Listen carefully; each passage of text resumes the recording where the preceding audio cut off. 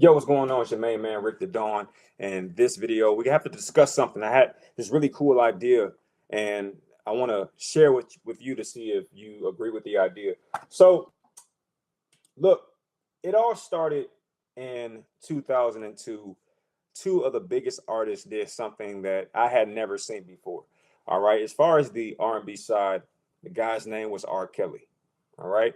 He was the biggest R&B artist of, our community, black community. And it was just like, he's that guy. Across the board was Jay-Z.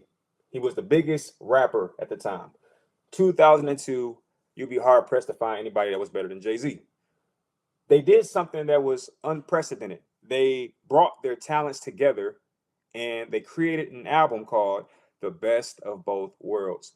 Me being in the 10th grade, about 16 years old, it was huge news. I was a huge fan of both R. Kelly and Jay-Z, and this was like a dream come true, quite frankly. The album comes out, and many of the critics pan the album. They don't like it. They're pretty much in disagreement about the album's quality. But me, being a 16-year-old, kind of in that age where you're trying to be impressive and you're doing your thing, you're talking to all the ladies, R. Kelly, you're trying to get money, Jay-Z.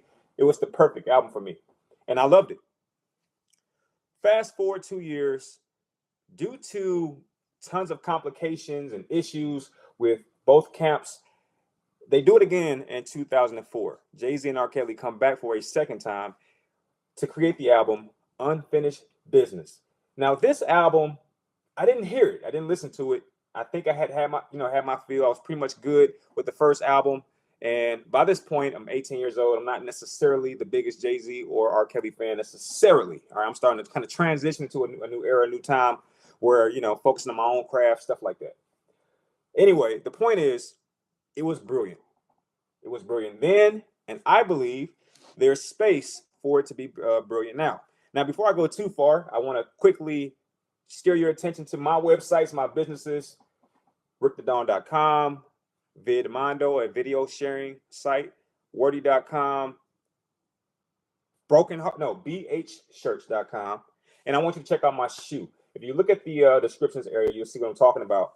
But that brings me to the main point of this video. I'm starting to get a sense of something. You got Drake, and by all accounts, he's one of the biggest R&B artists on the planet right now. And some people would disagree and say, hey, he's a rapper.